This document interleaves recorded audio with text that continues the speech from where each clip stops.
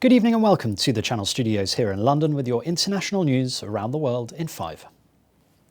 Brazilian President Jair Bolsonaro is facing the biggest crisis of his presidency after the heads of the Army, Navy and Air Force all quit and the country recorded its highest daily COVID-19 death toll.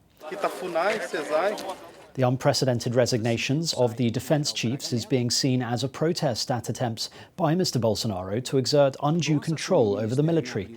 Mr. Bolsonaro's popularity has plummeted over his response to COVID-19.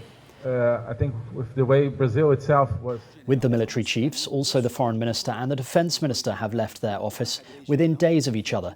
It is reportedly the first time in Brazilian history that the chiefs of the Army, Navy and Air Force have stood down together over a disagreement with the president. The Italian military police have announced an Italian Navy officer has been arrested in the act of handing secret documents to a Russian military official. The two men were stopped by the military police on suspicion of serious crimes relating to espionage and state security. Russia's ambassador Sergei Razov has been summoned to the foreign ministry in Rome, and the foreign minister Luigi Di Maio announced 2 Russian diplomats will be expelled from Italy. Local media reports the papers seized in the Italian officer's flat suggest he may have passed on NATO secrets, thereby placing other countries' national security at risk. Indonesian search teams have retrieved the missing voice recorder from the airplane that crashed into the Java Sea in January, killing all 62 people on board. Officials said it was found under 1 metre of mud and that it would take up to a week to retrieve the recording. The authorities hope that data from the black box can give vital clues on the possible cause of the tragedy. Flight SJ182 crashed minutes after taking off from Jakarta. The Mozambican government has sent troops to the northern city of Palma following a deadly attack by Islamic State-linked insurgents. Tens of thousands of people are feared to have been displaced following the attack. Many of those fleeing were believed to have scattered into dense forest or to have attempted to escape by boat when the city of Palma came under attack on Wednesday. Mozambique's government has confirmed dozens of deaths. Rescue workers and volunteers are scrambling to rescue 11 trapped miners in Nera in Colombia, with hope of finding survivors diminishing by the minute.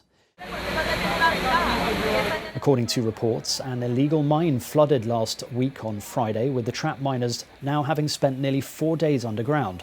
Family members of the miners, as well as volunteer rescue workers, gathered for a mass near the site of the mine, hopeful that a water pump used to extract water from the shaft will prove successful. Virgin Galactic has unveiled its new spaceship, VSS Imagine, the first of the company's latest generation of commercial spaceships. Sleek and silver, this spaceship may one day be blasting people into orbit. Virgin Galactic founder Richard Branson said the VSS Imagine will start its test flight program in the summer with the hope to offer new horizons and fresh perspectives about the planet's future to whoever will travel in space with Virgin. Meanwhile, SpaceX engineers have said they are investigating why the unmanned Starship prototype rocket appeared to explode on its way back down to Earth after a test launch from Texas. Debris from the spacecraft was found scattered 5 miles away from its landing site. Later, the founder and CEO of SpaceX, Elon Musk, said on Twitter that something had happened shortly after the landing procedure started and investigations were ongoing. And finally, Britain's Glastonbury Festival will hold a live stream concert in May, with Coldplay among the performers after its usual Greenfield music event was cancelled. The 5-hour show will take place on May the 22nd and be filmed and shown online. In January, organisers said Glastonbury had to be cancelled for a second year because of the pandemic. Normally, over 200,000 people attend the 5-day festival. Tickets for the gig have already gone on sale, with proceeds supporting Glastonbury's 3 main charitable causes: Oxfam, Greenpeace and WaterAid. And that's your international news around the world in 5. Now back to the Channel Studios in Lagos.